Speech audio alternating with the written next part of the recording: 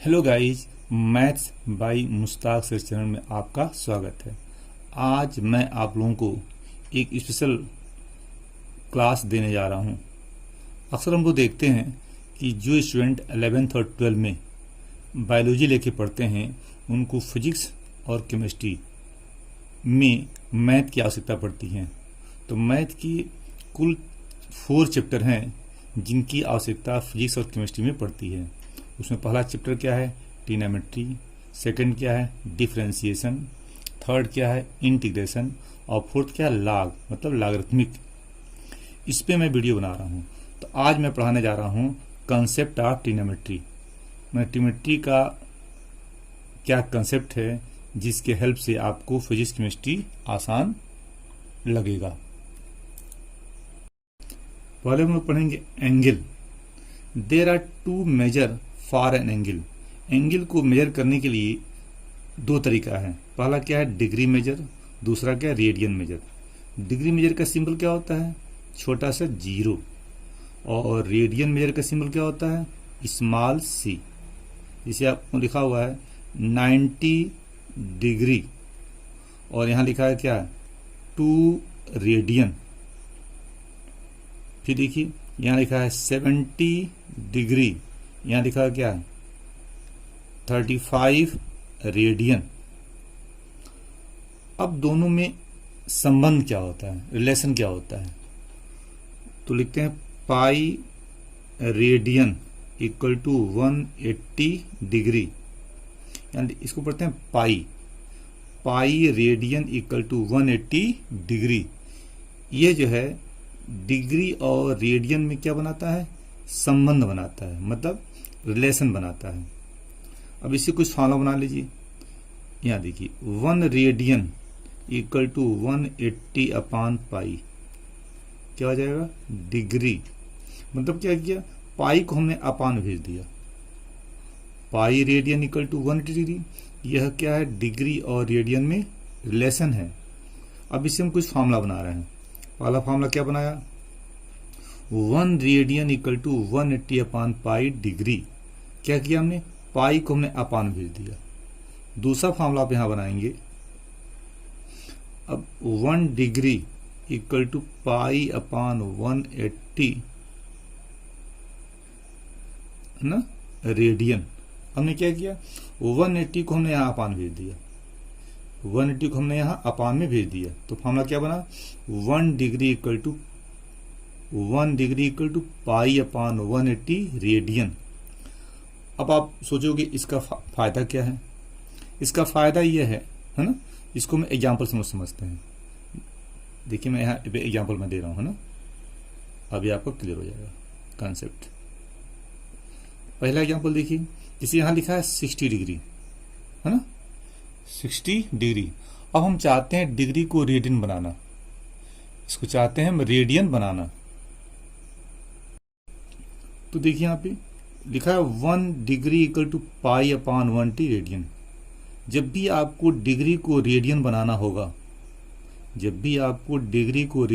होगा, तो पाई अपॉन 180 से मल्टीप्लाई कर दीजिएगा। अब यहां देखिए लिखा है 60 डिग्री, इसको हमको रेडियन बनाना है। तो क्या करोगे? देखोगे 60 इंटू पाई अपॉन 180 हो गया। हमने क्या बोला? जब डिग्री को रेडियन बनाना होगा, है ना, तो पाई अपॉन 180 से मल्टीप्लाई कर दीजिएगा। अब यहां लिखा है 60 डिग्री, इसको हम रेडियन बनाना चाहते हैं। तो क्या लिखोगे? 60 इंटू पाई अपॉन 180। अब इसको छोटा करो, 0 से 0 कट जाएगा।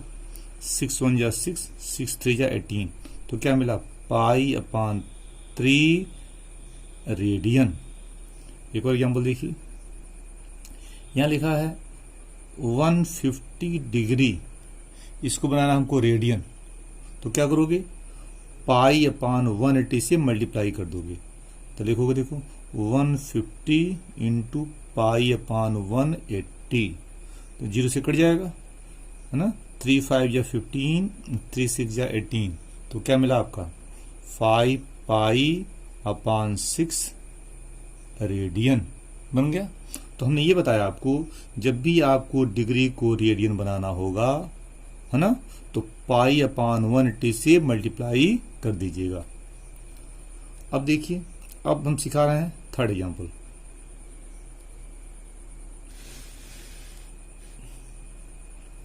यहां लिखिए पाई अपान 4 रेडियन है। पाई अपान 4 क्या है? रेडियन है। इसको हम डिग्री बनाना चाहते हैं। तो यहां देखिए लिखा हुआ है 1 radian equal to 180 upon pi degree. तो जब भी आपको रेडियन को डिग्री बनाना होगा, जब भी आपको रेडियन को डिग्री बनाना होगा तो 180 अपान पाई से मल्टीप्लाई कर दीजिएगा। गौर समझिए, जब भी आपको रेडियन को डिग्री बनाना होगा तो 180 अपान पाई से मल्टीप्लाई कर दीजिएगा। तो यहाँ देखिए रेडियन है, डिग्री बनाना है, तो क्या लिखोगे? पाई अपान 4 इंटू 180 अपान पाई। तो पाई तो कैंसिल हो जाएगा, 4 से कैंसिल करो, 4 4 जा 16 और 4 5 जा, तो क्या मिला? 45 डिग्री। एक और एग्जाम्पल देखिए, यहां लिखा है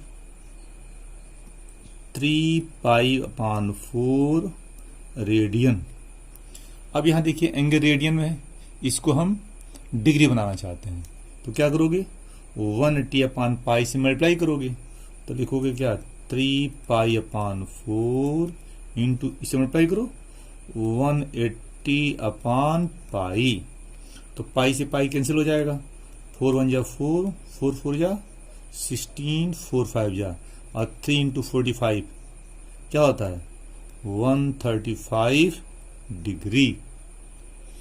तो क्या सीखा आपने? आपने ये सीखा कि जब भी आपको रेडियन को डिग्री बनाना होगा तो जो भी एंगल दिया रहेगा उस समय 180 अपान पाई से मल्टीप्लाई कर दीजिएगा।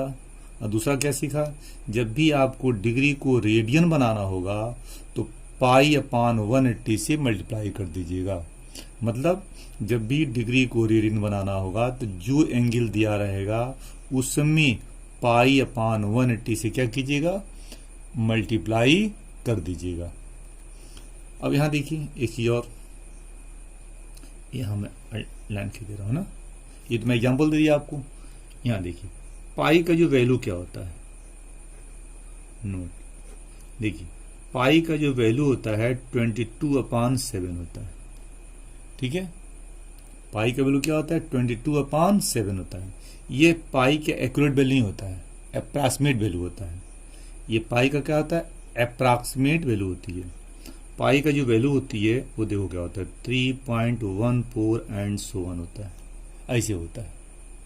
पाई का जो वैल्यू होता है, पाई को क्या 3.14 और आगे बढ़ता जाएगा ये, है ना? तो इसलिए पाई का ये वैल्यू है, और पाई का ये क्या है? अप्रॉक्सीमेट वैल्यू है। लेकिन क्वेश्चन में क्या जाता है, पाई का वैल्यू देखो, वो तो जब क्वेश्चन आप लगाओगे फिजिक्स केमिस्ट्री का तो क्वेश्चन में लिखा रहेगा पाई का वैल्यू। अगर पाई ये लिखा है तो ये ले लेना, या ये लिखा रहेगा पाई इक्वल टू 3.14। तो जब भी क्वेश्चन में पाई इन्वॉल्व होगा तो क्वेश्चन में लिखा रहेगा पाई की वैल्यू ये लेना है या पाई की वैल्यू ये लेना है। तो जो दिया रहेगा वह ले लीजिएगा। बस ये जानिए, ये पाई का जो वैल्यू क्या होता है, ये एक्यूरेट वैल्यू है, लेकिन ये आगे और भी बढ़ता है। इतनी से हम लोग काम चलाते हैं। और ये पाई का क्या है? अप्रॉक्सीमेट वैल्यू है। लेकिन आपको इतना ही जानना है, क्वेश्चन में जब भी पाई आएगा तो क्वेश्चन में लिखा रहेगा पाई या तो ये लेना है या तो पाई ये लेना है। अगर मान लीजिए क्वेश्चन में नहीं लिखा हुआ है तो आप अपने पास से पाई ये ले लीजिएगा या तो ये ले लीजिएगा, कोई ले सकते हैं अगर क्वेश्चन में नहीं लिखा हुआ है तो। Next topic, trigonometric functions. दूसरा नाम क्या है? Trigonometric ratios. दो नाम है, पहला नाम ट्रिग्नोमेट्रिक फंक्शंस और दूसरा नाम ट्रिग्नोमेट्रिक रेशियोज। ये 6 होते हैं।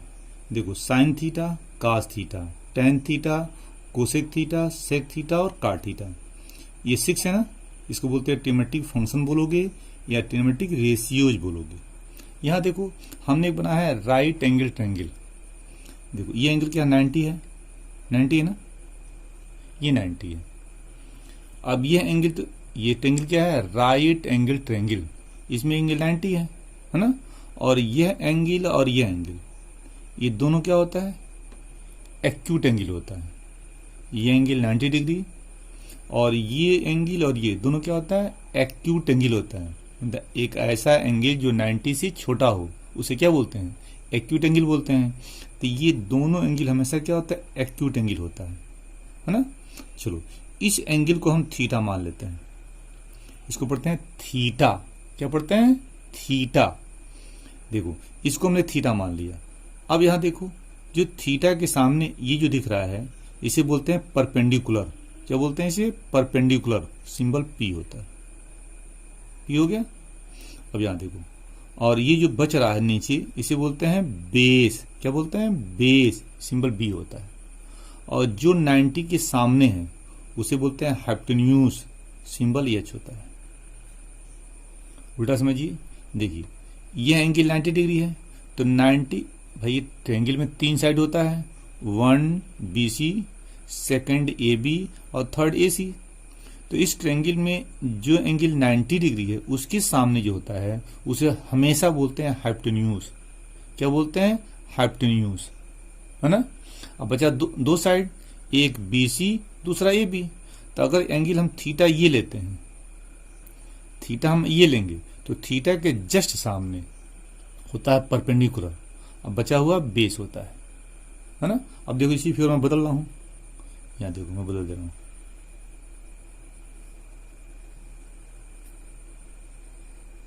ये हो गया ABC, ये तुम्हारा 90 डिग्री है, 90 डिग्री है ना। अब इसके सामने क्या होगा, हाइपोटेन्यूज हो जाएगा। ये तो फिक्स होता है, ये नहीं बदलता है।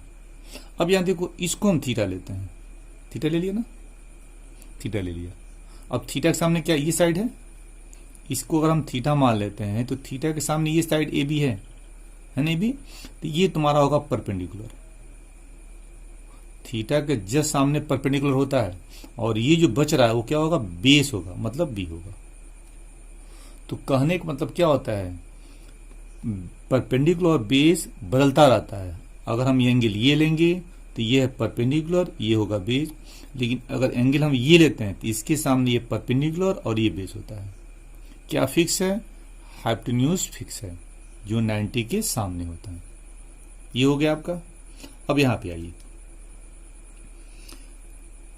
यहां देखिए इसमें 3 चीज है, PBH। यहां भी देखो PBH, इस तीनों में फार्मूला होता है।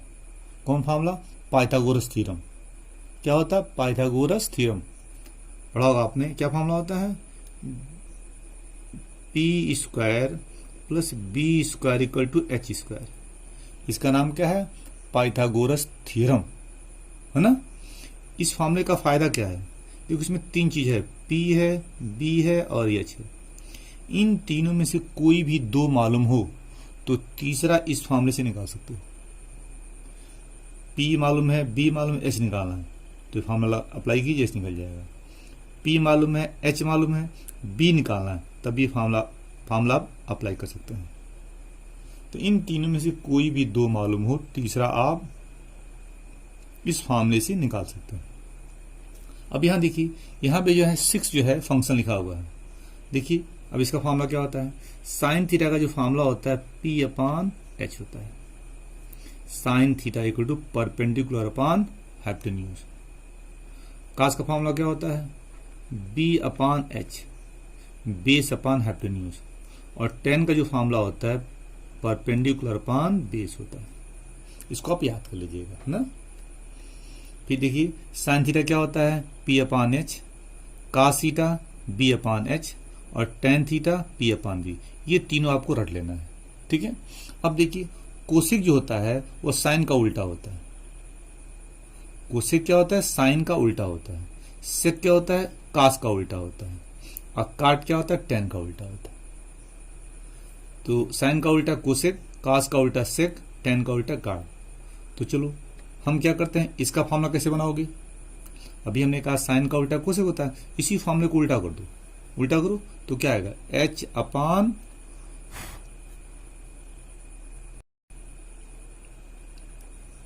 हो गया। हमने कहा साइन का उल्टा कोसेक होता है, तो इस फार्मूले को आपको उल्टा करना है। उल्टा कर दिए तो क्या आएगा, H/P। चलिए सेक किसका उल्टा होता है, कास का उल्टा होता है, तो इसका उल्टा करो तो क्या आएगा, H/B। काट टेन का उल्टा होता है तो क्या होगा, B/P हो गया। हो गया। तो बस आपको ये 3 रटना है, अब बाकी इसी से उल्टा करके बना लेना है। ये तो रहा फॉर्मूला। तो इसका नाम क्या है? Trigonometric function. इसका नाम है पाइथागोरस थ्योरम। अब यहां देखिए कुछ फॉर्मूला मैं लिख रहा हूं यहाँ पे। साइन का उल्टा क्या होता है? कोसेक होता है। तो फॉर्मूला देखिए, साइन थीटा 1/कोसेक थीटा और कोसेक थीटा 1/साइन थीटा। कास का उल्टा सेक होता है, तो कास थीटा इक्वल टू 1/सेक theta and sec theta equal to 1/कास थीटा। टेन का उल्टा काट होता है, तो टेन थीटा इक्वल टू 1/काट theta and cot theta equal to 1/टेन थीटा। यहां देखिए टेन का फॉर्मूला साइन और कास के फॉर्म में, tan theta equal to sine theta upon cos theta. और काट क्या होता है? टेन का उल्टा होता है ना। तो इसी को उल्टा कर दो तो क्या होगा? कास अपान साइन। यहां फॉर्मूला बन गया। तो ये फॉर्मूला आपको सब क्या करना है? याद करना है। ये क्वेश्चन देखिए, problem sine theta equal to 3/5, find cos theta, tan theta and sec theta. Question में साइन थीटा का वैल्यू 3/5 दिया हुआ है। आपको क्या निकालना है? कास थीटा, टेन थीटा और सेक थीटा का वैल्यू आपको निकालना है। तो हम अपने पास एक बनाएंगे राइट एंगल ट्रायंगल। क्या बनाएंगे? राइट एंगल ट्रायंगल, है ना। इसको ए सपोज किया, बी और सी। ये एंगल 90 डिग्री है, 90 डिग्री है। तो ये तुम्हारा क्या होगा? हाइपोटेन्यूज हो जाएगा, 90 के सामने है। अब देखो यहाँ एंगल थीटा दिया हुआ है। अब थीटा तुम चाहो तो यहां मान लो या तो यहां मान लो, कहीं मान सकते हो, है ना। चलो हम यहां मानते हैं, इसको थीटा मानिए। तो जब थीटा हम इसको मानेंगे तो इसके जस्ट सामने क्या होगा? परपेंडिकुलर। थीटा के जस्ट सामने क्या होगा? परपेंडिकुलर। तो ये क्या होगा? तुम्हारा बेस हो जाएगा। हो गया। अब क्वेश्चन देखो, क्वेश्चन में दिया हुआ है साइन थीटा इक्वल टू क्या? 3/5। क्वेश्चन में दिया हुआ ना यहाँ पे। तो चलो, और साइन का फॉर्मूला आप क्या याद किए हो? याद किए हो P/H, ठीक है। तो देखो P कितना होगा? 3 हो जाएगा। P कितना होगा? 3, तो यहाँ 3 लिख दो, ये हो गया। और H कितना होगा? 5, तो ये 5 हो जाएगा। हो गया। एक बार समझो, साइन की वैल्यू 3/5 दिया हुआ है और आपने फॉर्मूला याद किया है sine theta equal to P/H। तो P 3 हो जाएगा, H 5 हो जाएगा। तो P 3 यहां लिख दिया, H 5 हमने यहां लिख दिया। अब बचा B, तो B निकाल सकते हैं कैसे? पाइथागोरस थ्योरम से। तो अप्लाई किया जाए। ये फॉर्मूला आपने याद किया है, P² plus B² equal to H²। तो चलिए, तो P² कितना? 3 है ना, तो 3², B² छोड़ दीजिए, H कितना है? 5² हो गया। अब देखिए 9 हो जाएगा, तो 9 प्लस B² इक्वल टू क्या होगा? 25। ये किधर माइनस हो जाएगा, तो B² इक्वल टू हो जाएगा 25 माइनस 9। तो B² इक्वल टू क्या होगा? ये कितना होगा? 16।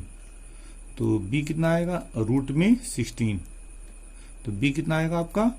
4। B निकल गया। अब B लाके आप यहां रख दीजिए। चलिए B निकाल लिया। अब यहां देखिए, आपको निकालना था क्वेश्चन में कास थीटा। तो फॉर्मूला बनाइए। कास थीटा क्या याद किए हैं? B/H याद किए हैं, यही याद किए हैं। तो B कितना आपका? 4, H कितना है? 5, निकल गया। अब आपको क्या चाहिए? Tan theta. तो टेन थीटा क्या होता है फॉर्मूला? P/B। P/B। P कितना है? 3। अब B कितना है? 4, ये भी निकल गया। अब आपको चाहिए सेक थीटा। सेक का फॉर्मूला क्या याद किए हैं? सेक थीटा क्या होता है? H/B। H कितना है? 5 और B कितना है? 4। निकाल लिया आपने। Value of angle of trigonometric functions. पहले यहां कंसेप्ट देखो, 0/एनी नंबर क्या होता है? 0। जैसे देखो 0/2 ले लो, क्या आएगा? 0। 0/ कोई भी नंबर ले लो, तो 0/1 ले लिया, 0। 0/2 0। ऐसे को उल्टा करो जरा, 1/0 क्या होता है? इनफाइनाइट, ऐसे लिखते हैं। 2/0 क्या होगा? इनफाइनाइट। तो देखो कोई भी नंबर ऊपर रहेगा नीचे जीरो तो क्या होता है, इनफाइनाइट होता है। जैसे 1/0 इनफाइनाइट, 2/0 इनफाइनाइट, लेकिन 0 कोई नंबर क्या होता है, जीरो होता है। क्लियर? इसी को मैं बोल दूं, देखो 0/0 इसका कोई मतलब नहीं है, देयर इज नो मीनिंग, इसका कोई मीनिंग नहीं है।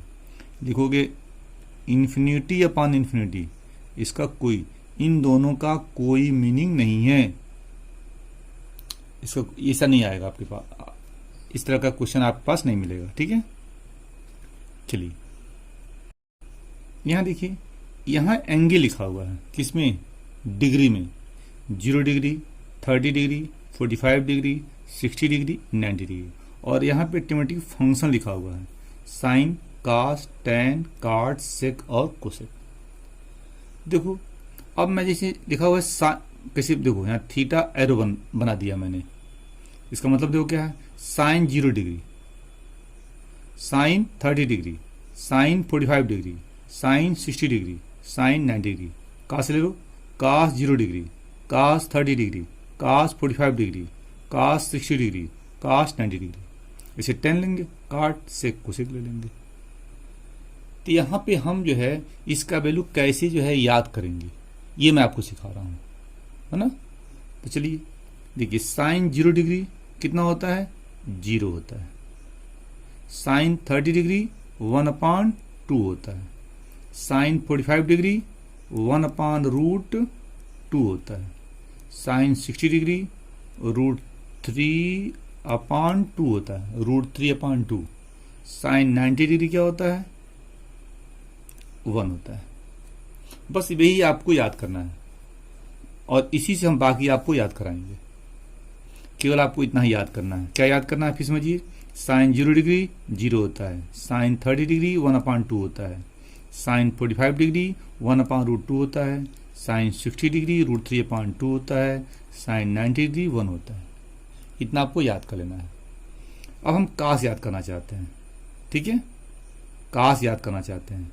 देखिए साइन देखिए ऐसे ही चल रहा है तो कास उल्टा चलेगा। देखिए हम कास 0 डिग्री का वैल्यू चाहिए, कास 0 डिग्री का वैल्यू चाहिए तो ये 1 आ जाएगा यहाँ पे, है ना। कास 30 डिग्री क्या आएगा, √3/2। तो क्या दिख रहा है, उल्टा हो रहा है। मतलब साइन कास का जो वैल्यू चाहिए वो यहाँ से लिया जा रहा है। पहले ये लेंगे, फिर ये लेंगे, फिर ये लेंगे, फिर ये लेंगे, फिर ये लेंगे। जैसे देखिए कास 0 डिग्री तो ये वो ले लिया। कास 30 डिग्री यहाँ चाहिए, ये ले लिया हमने। कास 45 डिग्री ये ले लेंगे 1/√2। कास 60 डिग्री तो क्या लेंगे, 1/2 लेंगे। कास 90 डिग्री यहाँ लेना आपको, ये लेंगे। दोबारा समझ लीजिए, तो कास 0 डिग्री इसको उठा लिया आपने। कास 30 डिग्री √3/2 ले लिया आपने। कास 45 डिग्री इसको यहाँ ले लिया आपने।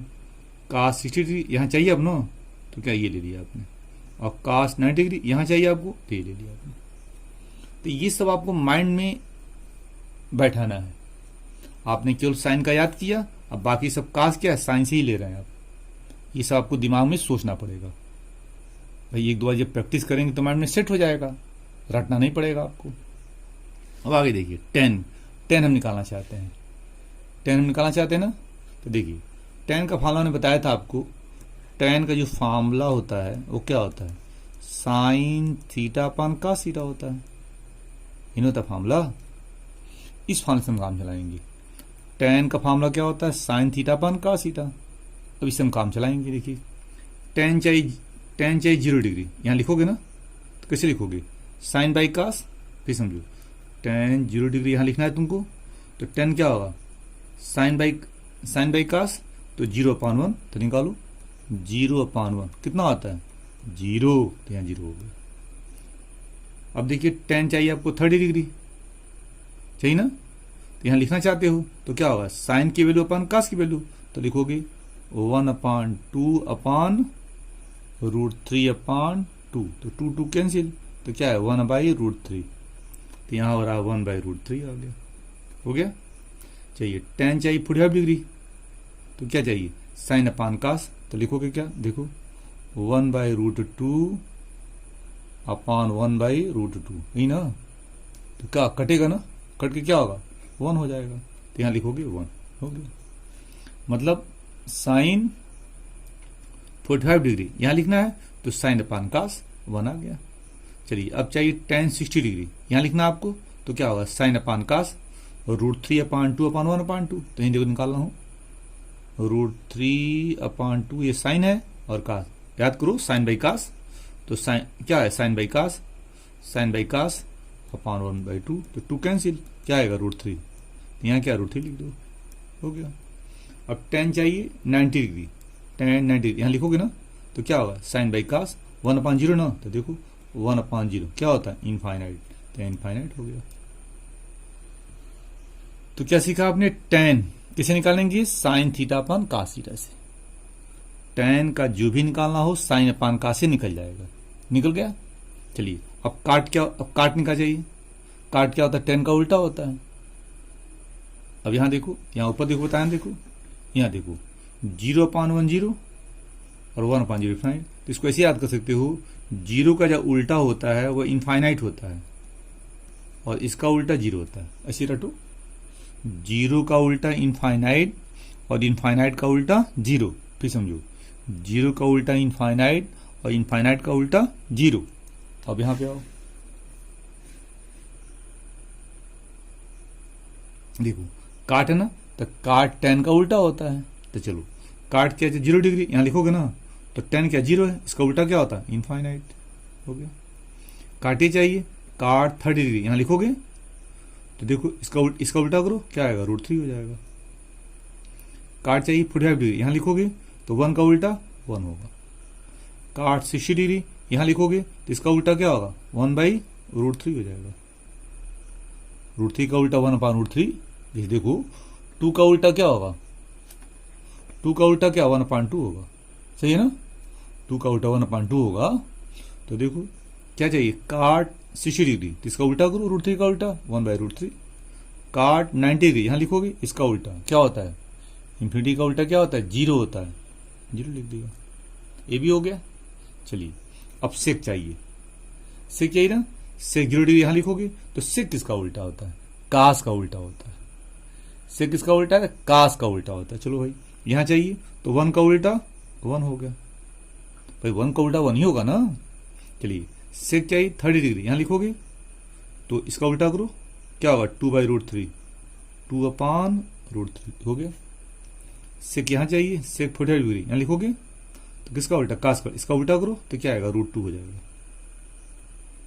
सेक यहां चाहिए, सेक 60 यहां लिखना चाहते हो तुम, तो कास देखो 1/2 का उल्टा 2 हो गया। अब सेक यहां चाहिए, सेक 90 यहां लिखना चाहते हो, तो कास 0 का उल्टा क्या होगा, 0 का उल्टा इन्फिनिटी, ये हो गया, ये भी हो गया आपका। अब किसका चाहिए, कोसेक, कोसेक किसका उल्टा होता है, साइन का उल्टा होता है, कोसेक साइन का उल्टा होता है। चलो तो कोसेक 0 डिग्री यहां लिखना चाहते हो, तो 0 का उल्टा क्या होता है इन्फिनिटिव। अब कोसेक 30 यहां लिखना चाहते हो, तो 1/2 का उल्टा 2 होता है। कोसेक 30 डिग्री यहां लिखना चाहते हो, तो क्या होगा साइन 1/2 का उल्टा 2 हो जाएगा। कोसेक 45 डिग्री यहां लिखना चाहते हो, तो 1/√2 का उल्टा √2 होगा। कोसेक यहां लिखना चाहते हो, कोसेक 60 यहां लिखना चाहते हो, तो इसका उल्टा करो, क्या आएगा 2/√3। कोसेक 90 डिग्री यहां लिखना चाहते हो, तो 1 का उल्टा क्या होगा 1 होगा। तो इस तरह हमने आपको एंगल का वैल्यू निकालना सिखा दिया। तो केवल इसमें रटना क्या है, केवल साइन, देखो यहाँ टिक लगा दे रहा हूं, केवल साइन आपको रटना है, बाकी ये सब दिमाग में सेट करना है। जैसे मैं समझाया हूं उसको 2 बार 3 बार जब आप प्रैक्टिस करोगे, तो माइंड में अपने आप सेट हो जाएगा, अपने आप बोलेगा वो, अब ज्यादा सोचने की आवश्यकता नहीं। अभी आपको मुश्किल लग रहा होगा, लेकिन जब 2-3 बार प्रैक्टिस करोगे तो दिमाग में क्या हो जाएगा, सेट हो जाएगा। यहाँ देखिए, ये जो मैं पढ़ाने जा रहा हूं, इसको आपने हाई स्कूल में पढ़ा होगा, है ना।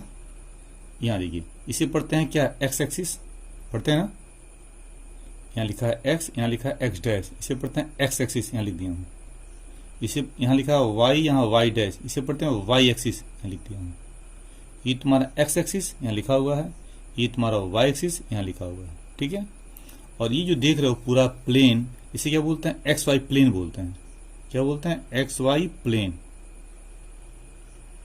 ठीक है, एक और नाम है कोऑर्डिनेट प्लेन बोलते हैं, कोऑर्डिनेट प्लेन, कोऑर्डिनेट प्लेन। ये पूरा जो प्लेन आप देख रहे हैं ना, ये प्लेन, इसको बोलते हैं एक्स वाई प्लेन या कोऑर्डिनेट प्लेन, दो नाम है। ठीक है, अब यहां देखिए, अब यहां पे ये प्लेन जो है 4 पार्ट में डिवाइड है। ये पूरा प्लेन जो है 4 पार्ट में डिवाइड है, पहला पार्ट, दूसरा, तीसरा, चौथा। ठीक है, तो इसे बोलते हैं फर्स्ट क्वाड्रेंट। क्या बोलते हैं, फर्स्ट, मैं लिख दे रहा हूं, याद रहेगा, क्वाड्रेंट। क्या बोलते हैं इसे, ये जो पार्ट देख रहे हैं इसे बोलते हैं फर्स्ट क्वाड्रेंट, देखो लिखा हूं। इसे बोलते हैं सेकंड क्वाड्रेंट, इसे बोलते हैं थर्ड क्वाड्रेंट, ऐसे बोलते हैं फोर्थ क्वाड्रेंट। तो जब ये दोनों एक्सिस जो है पूरे प्लेन को 4 पार्ट में डिवाइड करता है, पहला पार्ट फर्स्ट क्वाड्रेंट, दूसरा सेकंड क्वाड्रेंट, तीसरा थर्ड क्वाड्रेंट और चौथा फोर्थ क्वाड्रेंट, हो गया। अब यहां देखो, यहां पे एक पॉइंट लिया गया है P, है ना, एक पॉइंट P। तो P का यहाँ कोऑर्डिनेट जो लिखा हुआ है एक्स वाई लिखा हुआ है, देख रहे हो। किसी पॉइंट का 2 कोऑर्डिनेट होता है ना, ये सब हाई स्कूल में पढ़े होंगे आप, है ना। एक पॉइंट P है, इसे कोऑर्डिनेट एक्स वाई, तो इसको क्या बोलते हैं, एस कोऑर्डिनेट बोलते हैं। ठीक है, और वाई को क्या बोलते हैं, वाई कोऑर्डिनेट बोलते हैं ना। ये पॉइंट P है, इस P का 2 कोऑर्डिनेट एक्स और वाई, है ना, तो इसको बोलते हैं एस कोऑर्डिनेट और वाई को बोलते हैं वाई कोऑर्डिनेट। अब यहां देखो, यहां से एक लाइन खींचो, कहां पे, एक्स एक्सिस पे खींच दिया। ये परपेंडिकुलर है, कहां पे, एक्स एक्सिस पे। यह लाइन परपेंडिकुलर एक्स एक्सिस पे। ठीक है, एक लाइन यहां खींचो, ये किससे परपेंडिकुलर, वाई एक्सिस पे।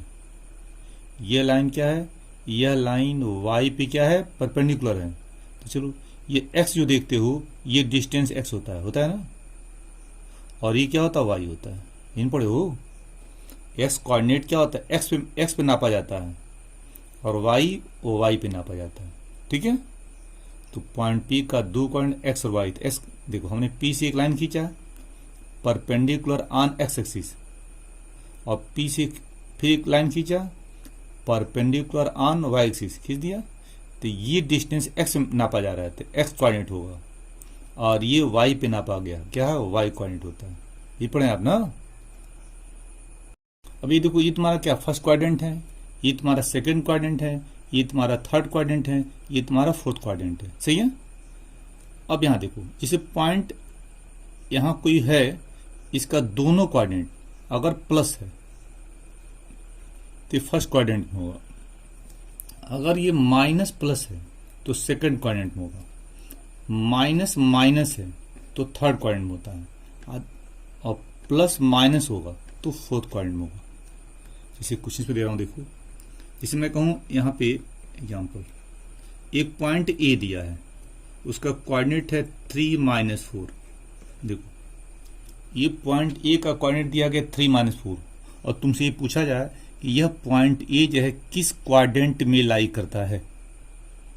तो देखो, हमने क्या कहा है, अगर किसी पॉइंट का दोनों कोऑर्डिनेट प्लस है तो फर्स्ट क्वाड्रेंट में होगा, अगर दोनों कोऑर्डिनेट पहला माइनस दूसरा प्लस तो सेकंड में होगा, दोनों माइनस है तो थर्ड में होगा, प्लस माइनस है तो फोर्थ में होगा। अब यहां देखो, हम ये जानना चाहते हैं पॉइंट ए किस क्वाड्रेंट में है।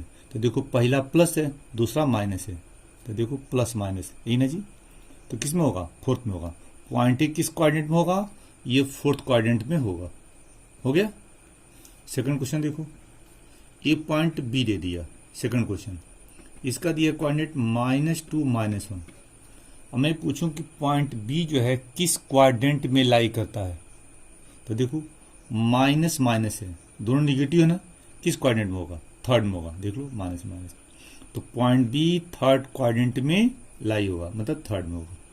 क्लियर हो गया। एक एग्जाम्पल और, ये पॉइंट सी दिया हुआ है ना, -4 7। मैं पूछूं कि पॉइंट सी का कोऑर्डिनेट -4 7 है, ये किस क्वाड्रेंट में लाई करता है। तो क्या बोलोगे, देखो, माइनस प्लस किसमें होगा, सेकंड में होगा। तो पॉइंट सी सेकंड क्वाड्रेंट में लाई करता है। क्लियर हो गया होगा।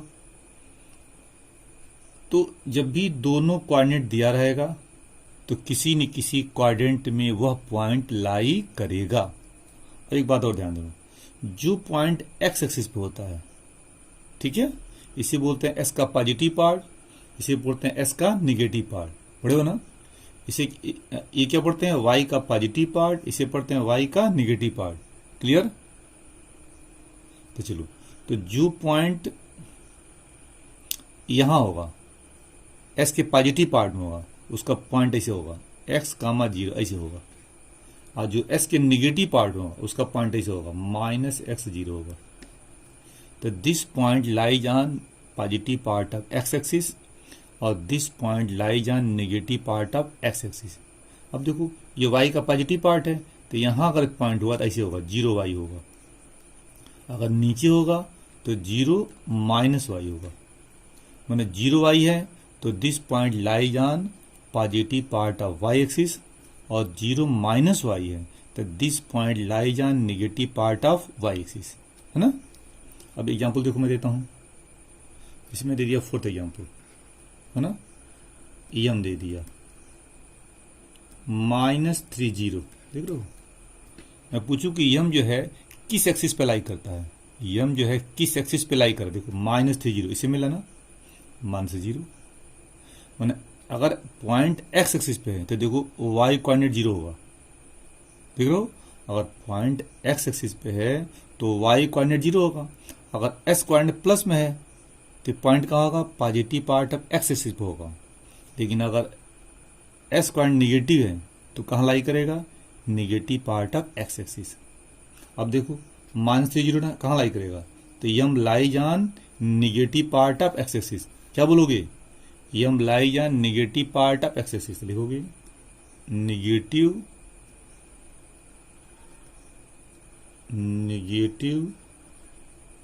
पार्ट ऑफ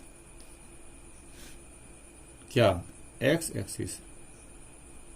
हो गया, सही है। चलिए अगला एग्जाम्पल देखिए 5th एग्जाम्पल। एक दे दिया एन क्या 20 गलत हो जा रहा है ना, ऐसा आप लिख दें एन = 20 हो गया। अब सोचो ये कहाँ लाई करे 20, इसे मिल x0 से मिला ना, तो ये 20 कहाँ लाई करेगा?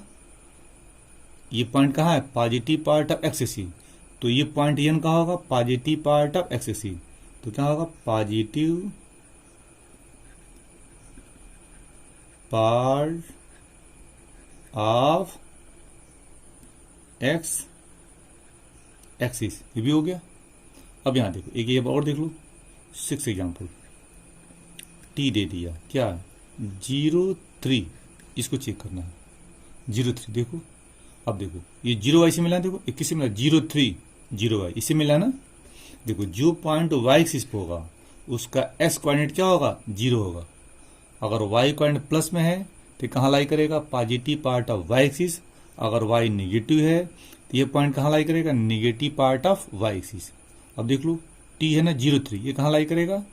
इसे मिला है तो पॉइंट t कहाँ होगा? Positive part of y axis. t कहाँ लाई करेगा? Positive part of y axis, इस पे लाई करेगा। एक और एग्जांपल देख लो, देखो यल दे दिया 0 -1, देख लो 0 -1 एक इसे मिला है ना, 0 -5 मिला है। तो ये यल पॉइंट कहाँ होगा? Negative part of y axis. यल कहाँ होगा? Negative part of y axis. अब यहाँ की ध्यान दो, ये क्या पॉइंट ओरिजिन होता है, इसका पॉइंट क्या होता है? 0 0 होता है। ओरिजिन का कोऑर्डिनेट हमेशा क्या होता है? 0 0 होता है, ठीक है। ये पॉइंट ओरिजिन होता है, याद रखिएगा ये पॉइंट ओरिजिन है, कोऑर्डिनेट क्या होता है? 0 0 होता है। तो आपने ये देखा कि पॉइंट जो है, देखो अगर दोनों कोऑर्डिनेट दिया गया है तो किसी न किसी क्वाड्रेंट में होगा। देखो दोनों दिया है, दोनों कोऑर्डिनेट होगा, दोनों कोऑर्डिनेट होगा तो किसी न किसी क्वाड्रेंट में होगा। लेकिन देखो एक कोऑर्डिनेट है, एक 0 है तो एक्सिस पे होगा, एक 0 है और दूसरा दिया है तो किसी न किसी एक्सिस पे होगा। मैंने कहने का मतलब यहां देखो मैं लिख दिखा रहा हूं, देखो देखो अगर एक्स वाई है, 0y है और x0 है, देख रहे हो? यहाँ ध्यान समझो, यहाँ देखो दोनों कोऑर्डिनेट दिया हुआ है, तो जब इस तरह का पॉइंट का, अगर यह किसी पॉइंट का कोऑर्डिनेट है तो किसी न किसी क्वाड्रेंट में ये पॉइंट होगा। जब दोनों कोऑर्डिनेट दिया रहेगा होगा, दोनों कोऑर्डिनेट दिया गया है तो यह पॉइंट कहाँ होगा, किसी क्वाड्रेंट में होगा। लेकिन देखो एक जीरो है, एक दिया हुआ है, एक जीरो एक दिया हुआ है, तो ये दोनों पॉइंट कहाँ लाई करेगा, ये दोनों किसी न किसी एक्सिस पे होंगे। इस तरह के पॉइंट एक्सिस पे होते हैं और इस तरह के पॉइंट क्वाड्रेंट में होते हैं। जैसे देखो, अभी देखो ना, ये दोनों कोऑर्डिनेट है ना, दोनों कोऑर्डिनेट है, तो किस में होगा, देखो 3 प्लस माइनस ये मिला ना, तो पॉइंट किस में है, फोर्थ क्वाड्रेंट में है। देखो दोनों दिया हुआ ना, तो किस में होगा, माइनस माइनस किस में होगा, थर्ड क्वाड्रेंट में होगा। अब यहाँ देखो ना, -3 जीरो, देखो एक जीरो है, एक दिया हुआ है, एक जीरो दिया हुआ, तो किस में होगा, negative part of x axis. देखो लिखा हूँ, यहाँ देखो 0 3 दिया हुआ है, एक जीरो है, एक दिया हुआ है, तो कहाँ होगा, positive part of y axis.